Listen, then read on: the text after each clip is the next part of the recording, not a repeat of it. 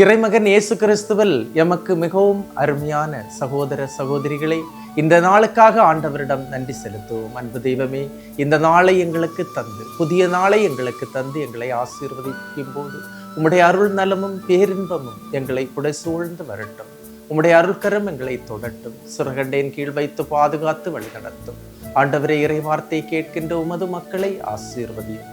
இறை வார்த்தையின் அபிஷேகம் ஆற்றல் இந்த மக்களுக்கு கிடைக்கட்டும். தொடர்ந்து ஆசீர்வதியும். ஆமென். அன்புமிக்கவர்களே, இன்றைய நாளிலே நாம் தியானிப்பதற்காக எடுத்துக்கொண்ட இறை வார்த்தை எசாயா புத்தகம் 57ஆம் அதிகாரம் 18-19 இறை வார்த்தைகள்.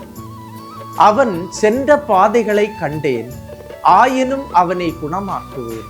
அவனை நடத்தி சென்று அவனுக்கு மீண்டும் ஆறுதல் அளிப்பேன். அருள் நலமும் துணையும் நல்கும் ஆண்டவர். கடவுளிடம் அடைக்கலம் புகுவோருக்கு கடவுள் அருள் நலமும் ஆசீரும் அளவில்லாமல் தருகின்றார்.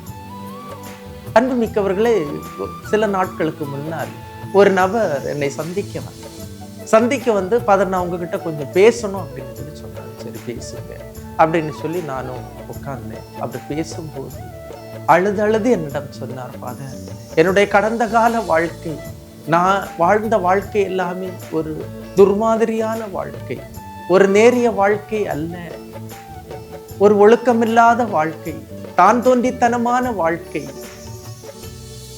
பிறர் மேல் கரிசனையும் அக்கறையும் இல்லாத வாழ்க்கை, பிறரை நோகடித்த வாழ்க்கை, வட்டிக்கு பணம் கொடுத்து பிறரை வஞ்சித்த வாழ்க்கை, என்னுடைய உடல் இச்சைகளுக்கு அடிமையான வாழ்க்கை. இன்று நான் அதிலிருந்து விடுபட விரும்புகின்றேன், என்னை ஆசீர்வதிங்க அப்படின்னு சொல்லும்போது நான் அவருடைய தலையில் கை வைத்து ஜெபித்து விட்டு அவரிடம் சொன்னேன், இறை வார்த்தையை வாசிங்க, தினமும் முழந்தாள் படியிட்டு அரை மணி நேரம் இறை வார்த்தையை வாசிங்க. ஏனென்றால் பச்சிலையோ களிம்போ உங்களுடைய காயத்தைக்கு மருந்து தராது, ஆண்டவருடைய வார்த்தையே தரும் என்ற இறை வார்த்தையை சொல்லி அவரை அனுப்பினேன். என்று அவர் மகிழ்ச்சியோடு, அவர்கள் சென்ற பாதைகளை நான் கணக்கில் கொள்ள மாட்டேன் என்று இறைவார்த்தை சொல்லுகிறேன்.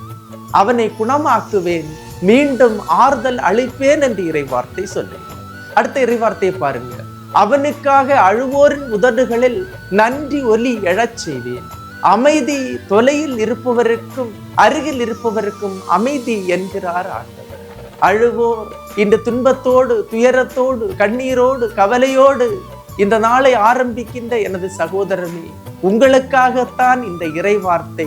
அமைதி என்கிறார் ஆண்டவர். நான் உன்னுடைய கண்ணீரை துடைப்பேன், நான் உன்னுடைய அழுகையை துடைப்பேன், நான் உன்னுடைய துன்பத்தை துடைப்பேன், உன்னுடைய துயரத்தை உன்னிடமிருந்து மாற்றுவேன், உனக்கு அருளும் ஆற்றலும் சக்தியும் உன்னை தந்து மீண்டும் நீ எந்த இடத்தில் விழுந்தாயோ அந்த இடத்தில் உன்னை நான் எழச் செய்வேன் என்ற இறை வார்த்தை நமக்கு கொடுக்கப்படுகிறது. அதை இந்த நாளிலே நாம் ஏற்றுக்கொள்வோம். இன்றைய நாளை ஆண்டவர் நமக்கு நிறைவாக தருவார். நம்புங்கள், கண்டிப்பாக ஆண்டவர் நம்மை நடத்துவார், நம்மை ஆசீர்வதிப்பார், நம்முடைய பிள்ளைகளை ஆசீர்வதிப்பார், நம்முடைய தலைமுறையை ஆசீர்வதிப்பார், நம்முடைய குடும்பத்தை ஆசீர்வதிப்பார். எல்லாம் வல்ல இறைவன், தந்தை, மகன், தூய ஆவியார் உங்களையும் உங்கள் குடும்பத்தையும் நிறைவாய் ஆசீர்வதிப்பாராக. ஆமென். இயேசுவுக்கே புகழ், இயேசுவுக்கே நன்றி. மரியே வாழ்க.